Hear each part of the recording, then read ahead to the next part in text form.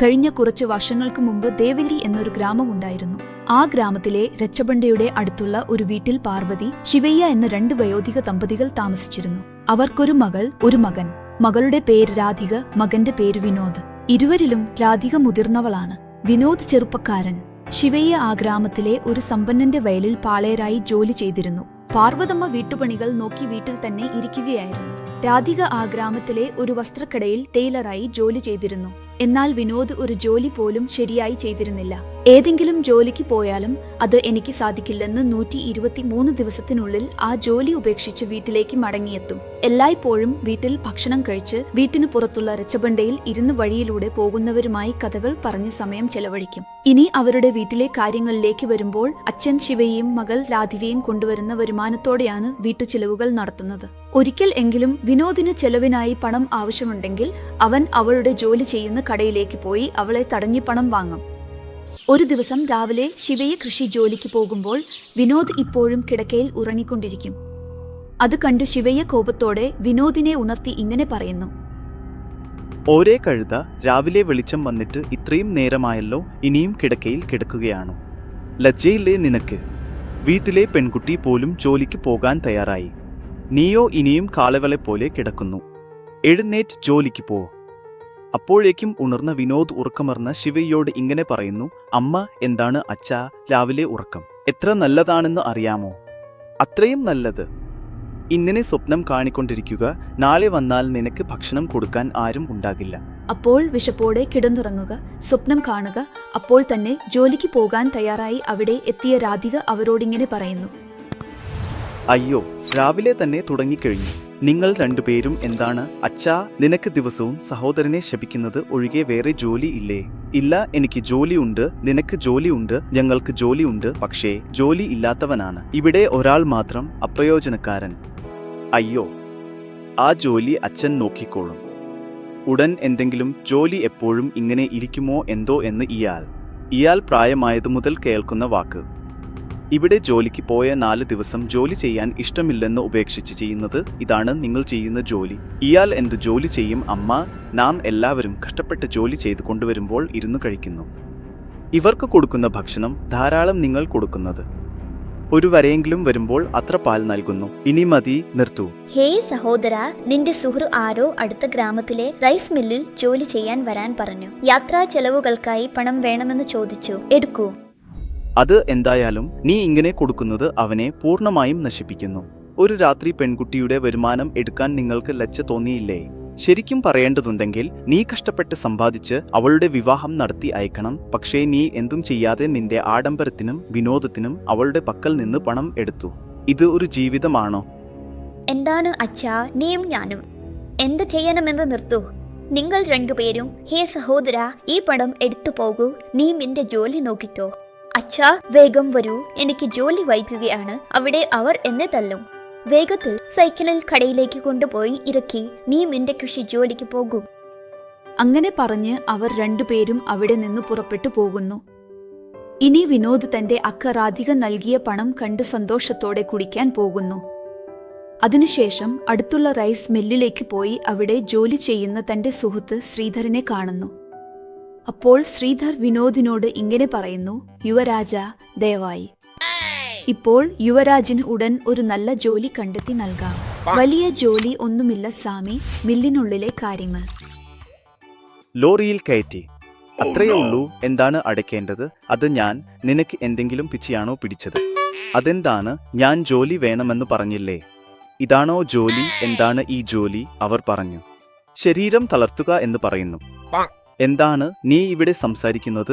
ഇതാണ് ജോലി. ഞാൻ ഇവിടെ ഇതേ ജോലി ചെയ്യുന്നു. ഒരു ചാക്കിന് 2 രൂപ നൽകും. ഞാൻ ഒരു ദിവസം 50 ചാക്കുകൾ വഹിച്ചാൽ എൻ്റെ ഒരു ദിവസത്തെ വരുമാനം 100 രൂപ. അതുമാത്രമല്ല, ഇവിടെ നാം എത്ര അധികം ചാക്കുകൾ വഹിക്കാനാകുമോ അത്രയും നമുക്ക് സമ്പാദിക്കാനാകും. എന്താണ് നീ പറയുന്നത്? ഞാൻ ചാക്കുകൾ വഹിച്ച് വൈകുന്നേരം വരെ അവസ്ഥ എന്തായിരിക്കും എന്ന് അറിയാമോ? ബാബോയ്, എനിക്ക് കഴിയില്ല, ഞാൻ ചെയ്യാൻ കഴിയില്ല. മറ്റേതെങ്കിലും ജോലി ഉണ്ടെങ്കിൽ പറയൂ, ഇങ്ങനെ ചെയ്തു കളയാം. അപ്പോൾ അകത്ത് ധാന്യം ചാക്കുകളിൽ നിറയ്ക്കുന്ന ജോലി ചെയ്യുമോ? എന്ത്? ഉയർന്ന ചാക്കുകളിൽ പാൽ നിറയ്ക്കണോ? അമ്മോ, എന്റെ കൈകൾ തകരും. ഇതും എനിക്ക് കഴിയില്ല. മറ്റേതെങ്കിലും ജോലി ഉണ്ടെങ്കിൽ പറയൂ. നിനക്ക് എന്ത് ജോലി വേണമെന്ന് പറയൂ. എന്തെങ്കിലും സുഖമായി കസേരയിൽ ഇരുന്ന് കാൽ മടക്കി വെച്ച് ചെയ്യാൻ പറ്റിയ ജോലി ഉണ്ടെങ്കിൽ പറയൂ, ഞാൻ ചെയ്യും. അങ്ങനെ ഒരു ജോലി ഇവിടെ ഒന്ന് മാത്രമേ ഒഴിവുള്ളൂ. അതെ എങ്കിൽ അത് എന്താണെന്ന് വേഗം പറയൂ. ഇപ്പോൾ തന്നെ പോയി ജോലി ചെയ്യാൻ പോകാം. അകത്തെ മുറിയിൽ ഉടമയുടെ കസേര ഒഴിഞ്ഞുകിടക്കുന്നു. അത് ഇരിക്കുമോ? എന്താണ് ഈ പരിഹാസം? എന്താണ് ഈ തമാശ? ഇത് കാണിക്കാൻ ഇവിടെ വിളിച്ചിരുന്നതിൽ എന്തെങ്കിലും ലാഭമുണ്ടെന്ന് കരുതുന്നുവോ? ഇത് ശരിയല്ല.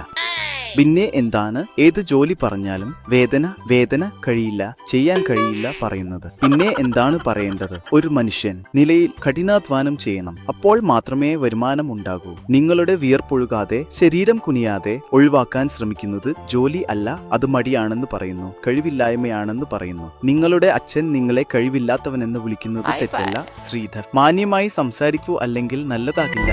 എന്താണ് വരാൻ അനുവദിക്കുന്നത്? മാന്യമായിരിക്കുക എൻ സുഹൃത്ത്, പറയാൻ ലജ്ജയുണ്ട്. ഈ ജന്മത്തിൽ നിന്റെ മുഖം വീണ്ടും എനിക്ക് കാണിക്കരുത്, പോകൂ. ശ്രീധർ വിനോദിനെ കോപത്തോടെ ശപിച്ച് അവിടെ നിന്ന് പുറത്താക്കുന്നു. അതോടെ വിനോദും കോപത്തോടെ അവിടെ നിന്ന് പോകുന്നു.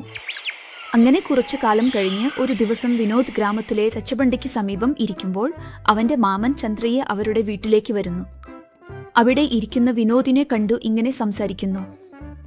ആരോ വിനോദ് എന്ന് വിളിച്ചു. സുഖമാണോ? അതെ മാമ, നിങ്ങൾ ഇവിടെ വന്നത് എനിക്ക് അടുത്താണ്. നിങ്ങൾ എങ്ങനെയുണ്ട്? വീട്ടിൽ എല്ലാം സുഖമാണോ? ഈ ഇടയിൽ വീട്ടിൽ വരുന്നത് നിർത്തിയല്ലോ. എല്ലാവരും സുഖമായിരിക്കുന്നു. എങ്കിലും നിന്റെ കാര്യത്തിൽ എന്താണ് ചെയ്യുന്നത്? എത്ര സമ്പാദിക്കുന്നു?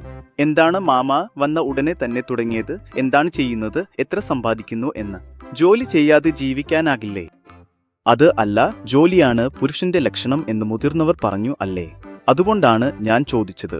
എന്താണ് നിനക്കായി അവർ പറഞ്ഞു? എനിക്ക് പറഞ്ഞിട്ടില്ല. വെറുതെ സംസാരത്തിന്റെ ഭാഗമായിട്ടാണ് ഞാൻ ചോദിക്കുന്നത്. പറയൂ, ഇപ്പോൾ എന്ത് ജോലി ചെയ്യുന്നു? പണി എന്നാൽ ചെയ്യുന്നത്. കഴിഞ്ഞ ദിവസം വരെ അവിടെ ഇഷ്ടമില്ലാതെ നിർത്തി. എന്തുകൊണ്ട് ഇഷ്ടമില്ലായിരുന്നു? കാരണം അവിടെ അവധി കൊടുക്കുന്നില്ല. പിന്നെ എന്തുകൊണ്ട് കൊടുക്കുന്നില്ല? കാരണം ജോലി തുടങ്ങിയത് 1 മണിക്കൂറിന് ശേഷം അവധി വേണമെങ്കിൽ കൊടുക്കില്ലെന്ന് പറഞ്ഞു.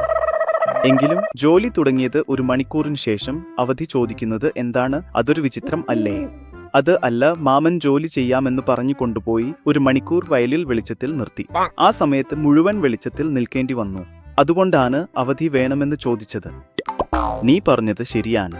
അങ്ങനെ ജോലി എന്ന പേരിൽ വെളിച്ചത്തിൽ ആ സമയത്ത് മുഴുവൻ നിർത്തുന്നത് തെറ്റാണ്. ഞാൻ സമ്മതിക്കുന്നു. പക്ഷേ ഇതുവരെ പോയി എന്തോ വയലിൻ കാവൽ നിൽക്കണം എന്ന് പറഞ്ഞു കൊണ്ടുപോയി. എന്ത് മണ്ടൻ! ആ വെളിച്ചത്തിൽ നിൽക്കാൻ കാവൽ നിൽക്കുന്നത് യഥാർത്ഥത്തിൽ ജോലി കൊടുത്ത് വരുമ്പോൾ വായിൽ വായി വെച്ചു. നോക്ക്, എന്റെ ചെരുപ്പ് കൊണ്ട് ഞാൻ തന്നെ അടിക്കണം. അങ്ങനെ ഒതിനെക്കുറിച്ച് അസഹിഷ്ണുത തോന്നിയപ്പോൾ ചന്ദ്രയെ വീട്ടിലേക്ക് പോയി. വീട്ടിൽ കയറുമ്പോൾ ചന്ദ്രയെ കണ്ടു പാർവതമ്മ ഇങ്ങനെ പറഞ്ഞു. അണ്ണൻ ഇതാണോ? വരിക. എങ്ങനെയുണ്ട് അണ്ണ? നിങ്ങൾ മാത്രം വന്നു, നിങ്ങളോടൊപ്പം വദിനയെ കൊണ്ടുവന്നില്ലേ? അവൾ എങ്ങനെയുണ്ട്? ഞാൻ സുഖമായിരിക്കുന്നു. അമ്മ ഇപ്പോഴും നിങ്ങളുടെ വാദം എന്താണ് എന്ന് ഉറപ്പിച്ചു ചോദിക്കുന്നു. ഈ ഗ്രാമത്തിൽ കുറച്ച് ജോലി ഉണ്ടായിരുന്നു, അതിനാൽ ഞാൻ ഒറ്റയ്ക്ക് വന്നതാണ്. അതിനാലാണ് അവരെ കൊണ്ടുവന്നില്ല. എങ്കിലും ഇത്ര ദൂരം വന്നല്ലേ, നിങ്ങളെ കാണാൻ വന്നതാണ്. ഞങ്ങളുടെ കാര്യങ്ങൾ ശരിയാണെന്ന് പറയാം. ഇനി പറയൂ, നിങ്ങൾ ബാവുകാരു എങ്ങനെയുണ്ട് അമ്മ? എന്റെ മകുട്ടി എങ്ങനെയുണ്ട്? ദൈവത്തിന്റെ കൃപയാൽ എല്ലാവരും സുഖമായിരിക്കുന്നു അണ്ണ. അവൻ മകുട്ടിയെക്കുറിച്ച് ചോദിക്കുന്നു, പക്ഷേ നീ മേനമകനെക്കുറിച്ച് ചോദിക്കുന്നില്ല. അവനെക്കുറിച്ച് അറിയാൻ പ്രത്യേകിച്ച് ഇപ്പോൾ എന്തുണ്ട് അമ്മ? ഇതാ ഇപ്പോൾ വീട്ടിലേക്ക് വരുന്നതിന് മുമ്പ് ലച്ചബണ്ടയ്ക്ക് സമീപം കണ്ടു. അവൻ ഇപ്പോഴും മാറിയിട്ടില്ല. ഇപ്പോഴും ആ കുരങ്ങൻ കളികൾ, വിചിത്രമായ മറുപടികൾ, യാതൊരു ഉത്തരവാദിത്വവുമില്ലാതെ ജീവിക്കുന്നു. അതെ, എന്റെ മകളെ നോക്കൂ. പെൺകുട്ടിയായിട്ടും ജോലി ചെയ്ത് സ്വന്തം കാലുകളിൽ നിൽക്കുകയും ഈ വീട്ടിന്റെ ഉത്തരവാദിത്വം ഏറ്റെടുത്ത് നിങ്ങളെ എല്ലാവരെയും എത്ര നല്ലവണ്ണം നോക്കുന്നു. എങ്കിലും അവൻ എങ്ങനെ നിന്റെ വയറ്റിൽ നിന്നു പിറന്നുവെന്ന് സന്യാസി. എന്ത് ചെയ്യാൻ പറയാം അണ്ണ? ഇത്രയും പ്രായമായിട്ടും അവന് വീട്ടിന്റെ ഉത്തരവാദിത്വം മനസ്സിലാകുന്നില്ല. അതാണ് ഞങ്ങൾക്ക് ആശങ്ക. അവൾ പറയുന്നു. അങ്ങനെ അവർ രണ്ടുപേരും വീട്ടിൽ ഇരുന്നു കുറച്ചുനേരം കഥകൾ പറയുന്നു. കുറച്ചു നേരത്തിന് ശേഷം ചന്ദ്രയെ അവരുടെവിടെ ഭക്ഷണം കഴിച്ച് പുറപ്പെടുമ്പോൾ പാർവതി ചന്ദ്രയോട് ഇങ്ങനെ പറയുന്നു. എന്താണ് ഇത് അണ്ണ? വേഗം പുറപ്പെടാൻ. ഇത്ര ദൂരം നിങ്ങളുടെ ബാവുകാരിനെയും മേനകോടലിനെയും കാണാതെ പോകുമോ? അവർ വീട്ടിൽ എത്താനുള്ള സമയമായിരിക്കുന്നു. അവർ വന്ന ശേഷം കണ്ടു രാത്രി ഇവിടെ തന്നെ താമസിച്ച് നാളെ രാവിലെ സ്കൂളിലേക്ക് പോകാം അണ്ണ. ഇല്ലമ്മ, നിങ്ങളുടെ അളിയനും ഗ്രാമത്തിൽ ജോലി ഉണ്ടെന്ന് പറഞ്ഞ് പട്ടണത്തിലേക്ക് പോയി. അവിടെ വീട്ടിൽ നിങ്ങളുടെ വധു മാത്രമേ ഉള്ളൂ. ഞാൻ ഇരുട്ടായ ശേഷം വീട്ടിൽ എത്താൻ കഴിയാതെ അവൾ ആശങ്കപ്പെടും. അതിനാൽ പോകാതെ വഴിയില്ല. നീ എന്തും വിഷമിക്കേണ്ട. അടുത്ത മാസം എന്റെ മകന്റെ മകളുടെ നിശ്ചയാർത്ഥം ആലോചിച്ചിരിക്കുന്നു. അപ്പോൾ വീട്ടിലെ എല്ലാവരും ഇവിടെ വന്നു 14 ദിവസം താമസിക്കും. നീ എന്തും വിഷമിക്കേണ്ട. ശരി അണ്ണ, സുരക്ഷിതമായി പോയി വരൂ അണ്ണ. അളിയനോട് പറഞ്ഞ് വിനോദിന് എന്തെങ്കിലും ജോലി ഉണ്ടെങ്കിൽ നിങ്ങൾ തന്നെ നോക്കാമെന്ന് പറയൂ. അങ്ങനെ ആൾ കുറച്ച് വഴിയിൽപ്പെട്ടാൽ ഞങ്ങളുടെ ജീവിതത്തിന് അത് മതി. അതെ അമ്മ, തീർച്ചയായും നോക്കും. ഞാൻ പോകുന്നു, നീ ശ്രദ്ധിക്കണം എന്ന് പറഞ്ഞ് ചന്ദ്രയ്യ വീട്ടിൽ നിന്ന് പുറത്തേക്ക് വന്ന് രച്ചബണ്ടയ്ക്ക് സമീപം ഇരിക്കുന്ന വിനോദിനോട് ഇങ്ങനെ പറയുന്നു. ഓരേ, ഞാൻ പോകുന്നു. അമ്മയും അച്ഛനെയും ശ്രദ്ധയോടെ നോക്കിക്കോ. വീട്ടിൽ പോയി ബാബുവിനോട് പറഞ്ഞ് പട്ടണത്തിൽ നിന്നെക്കുറിച്ച് എന്തെങ്കിലും ജോലി നോക്കാമെന്ന് പറയും. എന്തെങ്കിലും ഉണ്ടെങ്കിൽ നിന്നെ അറിയിക്കും. ഇവിടെയുള്ള തിക്ക വേഷങ്ങൾ ഉപേക്ഷിച്ച് അവിടെ പോയി ബുദ്ധിയോടെ ജോലി ചെയ്യുക. ശരിയാണോ? നിങ്ങൾ പറയുന്നതുപോലെ ഞങ്ങൾ ചെയ്യും. അയ്യാ, നിങ്ങൾ ശ്രദ്ധയോടെ കേൾക്കൂ. അങ്ങനെ പറഞ്ഞതോടെ ചന്ദ്രയ്യ അവിടെ നിന്ന് തന്റെ ഗ്രാമത്തിലേക്ക് പോകുന്നു. അങ്ങനെ ഒരു മാസം കഴിഞ്ഞു. കാണുമ്പോഴേക്കും ചന്ദ്രയ്യയുടെ മകൻ പ്രസാദിന്റെ പാർവതിയുമായുള്ള വിവാഹ നിശ്ചയം, ശിവയുടെ മകൾ രാധികയുമായുള്ള നിശ്ചയം നടക്കാനുള്ള ദിവസം എത്തി. അപ്പോൾ അവരുടെ 2 കുടുംബങ്ങളും ചേർന്ന് ആ ചടങ്ങ് ക്ഷേത്രത്തിൽ നടത്താൻ അവരുടെ കുലദേവതയുടെ ക്ഷേത്രത്തിലേക്ക് പടവിൽ പോകുമ്പോൾ അപ്രതീക്ഷിതമായി പടവ് മറിഞ്ഞ് പടവിൽ ഉണ്ടായിരുന്ന എല്ലാവരും ആ നദിയിൽ മുങ്ങിപ്പോകുന്നു.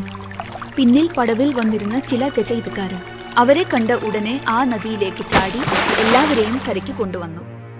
അതുവരെ പാർവതി, ശിവയ്യ, രാധിക, പ്രസാദ് എന്നിവർ മരിച്ചിരിക്കുന്നു. വിനോദ് ബോധം നഷ്ടപ്പെട്ടിരിക്കുന്നു. അവൻ ബോധം വീണ്ടെടുത്ത് എഴുന്നേറ്റപ്പോൾ ചന്ദ്രയും അവന്റെ ഭാര്യയും മറ്റുള്ളവരുടെ മൃതദേഹങ്ങൾക്കരികിൽ ഇരുന്നു കരയുന്നത് കാണുന്നു. അത് കണ്ട വിനോദ് ഹൃദയം പൊട്ടുന്ന പോലെ കരയാൻ തുടങ്ങുന്നു. അതിനുശേഷം എന്താണ് സംഭവിച്ചതെന്ന് 2ാം ഭാഗത്തിൽ അറിയാം.